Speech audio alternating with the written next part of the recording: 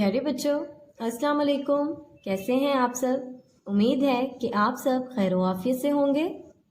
باب چہارم، سبق نمبر 4، استاد کا ادب و احترام، پڑھائی مکمل کر چکے ہیں۔ آج ہم مشقی سوالات کرتے ہیں۔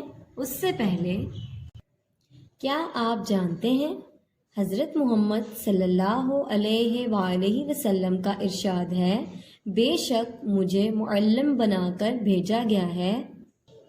بچوں، آپ صلی اللہ علیہ وآلہ وسلم اس دنیا میں ہماری رہنمائی کے لیے آئے اور ہمیں سیدھی راہ دکھائی، اس لیے انہیں معلم یعنی استاد بنا کر بھیجا گیا ہے۔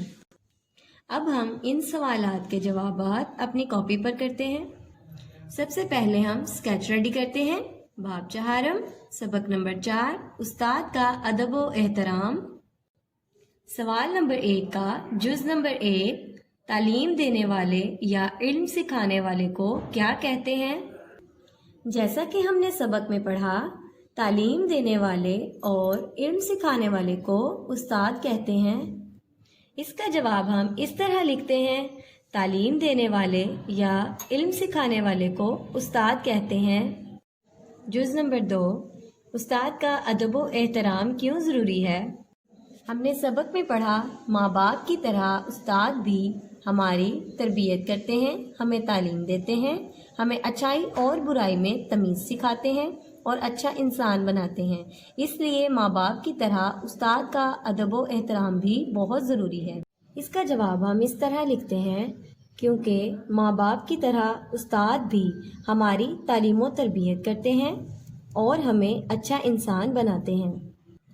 جز نمبر 3، روحانی باپ کسے کہا گیا ہے؟ سبق میں ہم نے پڑھا، استاد کو روحانی باپ بھی کہا جاتا ہے۔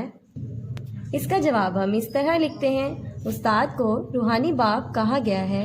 باب چہارم، سبق نمبر 4، استاد کا ادب و احترام۔ سوال نمبر 1 کا جز نمبر 1، 2، 3 ہم کر چکے ہیں۔ اب آپ نے بھی اسے اپنی کاپی پر لکھنا اور زبانی یاد کرنا ہے۔ اپنا خیال رکھیے گا۔ اللہ حافظ۔